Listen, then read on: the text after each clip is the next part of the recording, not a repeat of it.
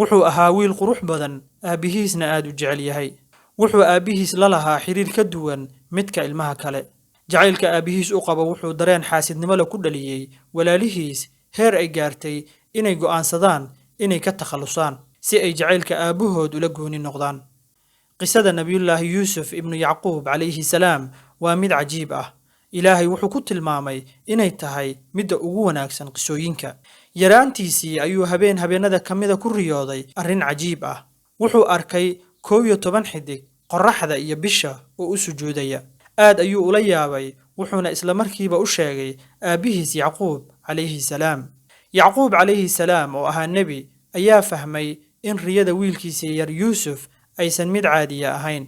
wuxuu fahmay in wiilkan yar ilaahay siin doono darajo weyn oo keeni doonta in walaalihiis asaga hoos yimaadaan. wuxuuse ka baqay in haddii sheekadani gaarto walaalihiis ay dhagar u maleegayaan. sidaas darteed wuxuu kula dardaarmay inuusan u sheegin riyadan walaalihiis. colaadda walaalihiis ka qaadeen jacaylka aabahood u qaba yuusuf waxay keentay inay ceel dheer oo mugdi ah ku ridaan. laakiin ilaahay ayaa qalbiga u dejiyey, wuxuuna u soo diray ciddii badbaadin lahayd. ceelkii ayaa laga soo saaray, waxaana loo iibsaday addoon ahaan. nasiib wanaag, mar kale wuxuu noqday mid aad looga jecel yahay guriga qoyskii iibsaday. imtixaanka yuusuf calayhi salaam intaas kuma dhammaane, mar kale ayuu la kulmay dulmi iyo been abuur loo maleegay. xumaantii lala doonayay ayuu iska diiday, taas oo ugu dambayntii uu ku mutaystay xabsi dheer. intii uu xabsiga ku jiray wuxuu maxaabiista ugu yeeri jiray inay alle oo keliya caabudaan.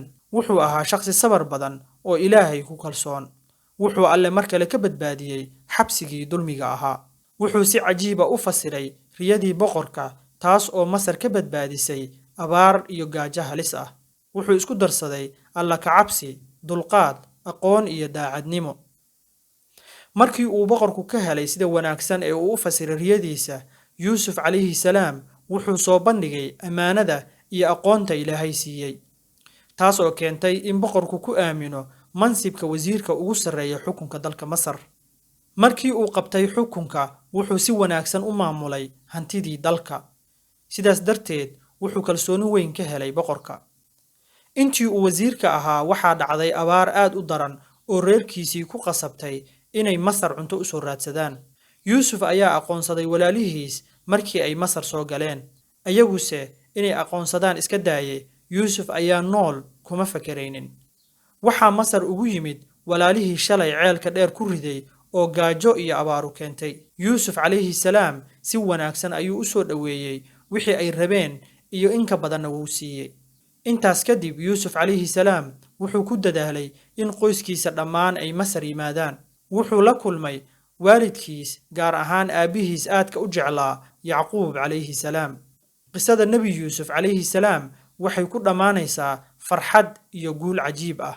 yuusuf calayhi salaam marnaba kama aargoosan dadkii dulmiyey, isagoo weliba awood u lahaa inuu dhammaantood ka aargoosto. taasina waa tilmaanta ay leeyihiin dadka karaamada iyo maqaamka sare alla siiyey. sidoo kale qisada nebi yuusuf calayhi salaam waxaa laga fahmayaa in mixnad kasta haddii qofku ku waajaho sabar iyo alla ka cabsi ay ku dhammaanayso guul iyo wanaag.